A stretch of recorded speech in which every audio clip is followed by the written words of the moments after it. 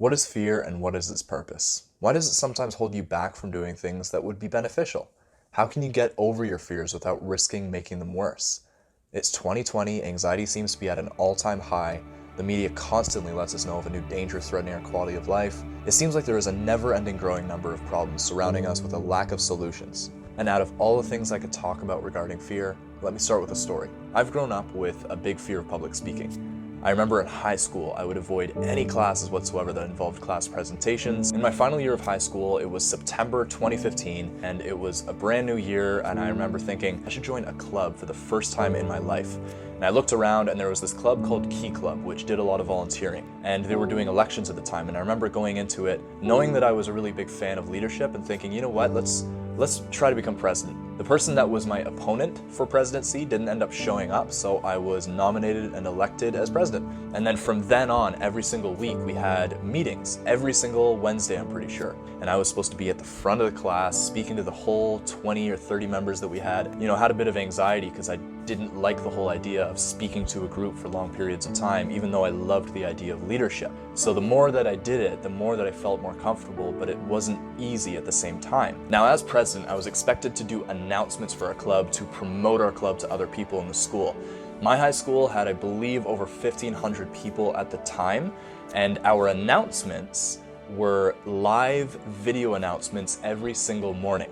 So I had to go up there and I had to prepare a speech, and live being recorded on camera had to promote our club and speak for about 10 to 20 seconds, sometimes 30 seconds, and really hope that I didn't make a mistake because all of my friends were watching, all my peers were watching, and I had to go back to class right after it. Now this was a huge leap for me, going from speaking in front of 20 to 30 club members to then speaking in front of the entire school, in front of my peers, in front of my friends, in front of teachers. And I remember the first time going in, there were bright lights on my face, I was sweating, I was stressed out. The first time was really scary, the second time was also really scary, the third time was really scary, but it was less scary. And it got a little bit better over time, the more that I spoke on the announcements, the more that I got used to being that guy on the announcements that spoke about Key Club. And I was really happy with myself too. I saw a lot of progress in getting over this fear of public speaking and going from that kid that I just didn't want anything to do with speaking in front of the class to then speaking to over 1,000 students in my high school and really not thinking much of it by the end of it. After getting over my fear of public speaking, I realized what works and what doesn't work when it comes to overcoming fear. I want to show you my method for getting over fears, both big and small, and I hope that by watching this video you'll be more capable than before to conquer them.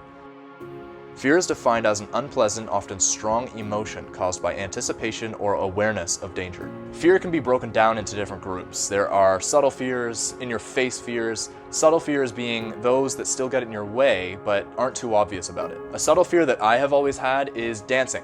I always thought that I was just not interested in dancing. I would go to a club, go to a bar, and I would just want to sit down and have a beer with buddies. If I ever started dancing, I'd always be aware of what other people were thinking of me. So what I did is I started to become aware of that. I realized, okay, well, I need to fix this then. If this is something that is worrying me so much and I can't go out to a club and enjoy, you know, busting a few moves, then I have to figure this out. So I started breakdancing and it really made me a lot more comfortable with it. I had a buddy of mine who was really good at breakdancing and he allowed me to practice with him. And now I'm at the point where I'm sort of okay, or I'm a lot more okay at least with dancing out at a club. I still don't love it, but I'm a lot less uncomfortable with it, which makes it a lot more enjoyable. There are also phobias, which are defined as an extreme or irrational fear of or aversion to something. Wilson, the author of the book Don't Panic, said to be defined as a phobia, the fear must cause some level of impairment. Speaking of phobias, the most common phobias worldwide include arachnophobia, which is the fear of spiders, ophidiophobia, the fear of snakes, I hope I'm saying that right, and acrophobia, which is the fear of heights. And one of the biggest fears in life is the fear of failure. It makes sense, but think about how restrictive that is, because most things in life that you're going to face involve some possibility of failure. What you could try to do is change your perspective of failure and look at it as a learning lesson. An example of this is I used to do door-to-door sales and I got rejected 95% of the time and sometimes in really harsh ways. And instead of giving up because of those 95% of people, I took it as lessons to improve my pitch, and the 5% of people that would actually buy from my window cleaning service made up for all of the 95% of people who said no. Now let's talk about the method that I use to get over fears. The first thing that I recommend is to try to understand your fear. Yes, you're the one who's living with it, so you know it better than anyone else. but you still might have some things to understand about it. So start documenting when it happens. Does anything make it better? Does anything make it worse, etc.? But how do you get rid of these fears? The method that I have used to help eliminate my fears is embracing small moments of exposure to what you fear, which can help you reduce that fear over time. If you do too much in one time, you can risk making it worse, but by exposing yourself slowly instead of running away from the fear, you can slowly reduce the fear over time. Keep making progress no matter how small, but never run away from it. And be aware that there is always the option to speak to a professional about your fears rather than some random guy on YouTube. The first story that I told you in the beginning of this video was about my fear of public speaking, which for me didn't affect me too much, and I would classify it as a subtle fear. And I want to give you an example of a phobia of mine, acrophobia, or the fear of heights. This story is about how I conquered that fear, not completely, not 100%, but instead mostly.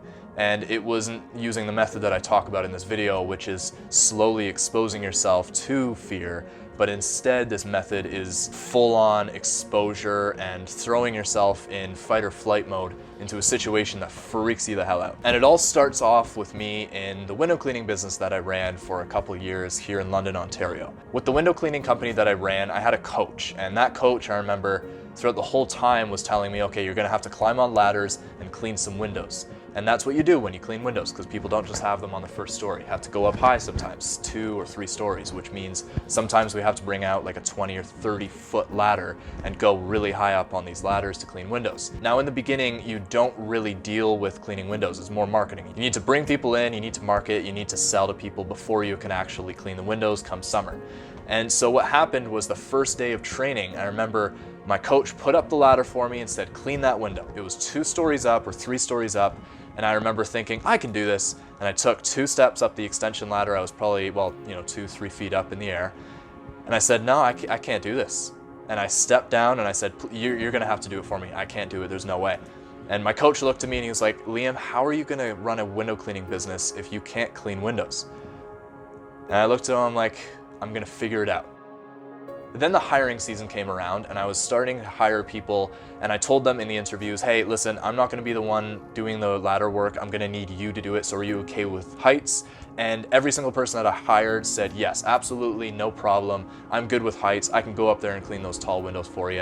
And I remember thinking, okay, all is well, I have this all planned out, wow, this is gonna be so easy. And I remember my first day, we go up there and we have these ladders set up, and my employees look up at the ladders, the ones that they told me the entire time that they were gonna go up and clean windows on, and they said, yeah, I can't do this. I can't do this, I'm too scared. And I was like, okay, this can't be happening right now. And now I'm the leader. I'm in the position where I can't force them to go up that ladder, of course, if they're not okay with it.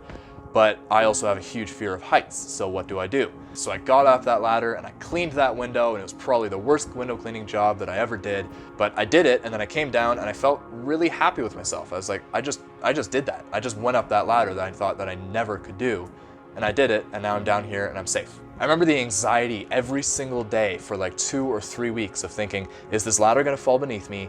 I need to have somebody else do this. I'm so freaked out. But then day after day after day, it got a little bit better. It's not like 10% better, it was like 1% better every single day. And it got to the point where I was comfortable with going up 20 or 30 feet as long as I knew that I was safe. So now I'm at the point where I can go up 20 or 30 feet and I don't feel any kind of fear, whereas I used to be petrified of that kind of stuff. And it made me a lot more appreciative and happy at the fact that I did that, and it showed me that I was capable of doing a lot more than before. I think it's a lot better for this video if I'm open and honest about the fears that I've had. That's why I shared the story in the beginning. And a few of the other fears that I have are batophobia, which is the fear of tall buildings. Yes, if I'm beside a tall building and I look up, it gives me the same horrible anxiety as if I'm in a really high building looking down. The second one is that exact one, acrophobia, which is the fear of heights. And the final one is one that I found really hard to find online. I guess maybe not a lot of people have it, but it's the fear of being upside down. It's called inverse verticalitis. So I can't go on roller coasters or anything like that. If someone paid me $100,000 to go on a simple roller coaster that went one loop or something like that, I would not do it. Never, never, never. But I've still worked on these fears over time, and they've gotten a little bit better by doing little things, like doing a flip underwater in a pool and getting comfortable with that. Everyone fears something, and you shouldn't feel alone or too concerned just because you have a fear that nobody else has, especially if you feel that you're the only one in the world with that fear. Now, I do have to say for this video, I'm not a professional, I'm just a guy making a video on YouTube about my own experience, and it shouldn't be taken as professional advice. If you really need help with your fears, I do recommend seeking the advice of a professional, but I hope some people can at least get something from this video, even if it's just a slight change to how they go about their fear. Anyways, that's the video, guys. Thank you so much for watching. I really appreciate it. If you got value out of this video, please consider liking and subscribing. It really helps out this channel by telling YouTube to push it out to more people. Also, make sure to follow me on LinkedIn and Instagram. The links are in the description down below. Take care for now and stay practical. Yeah, your heart is a sun, and it shines as it opens. Where your heart is a sun, and it shines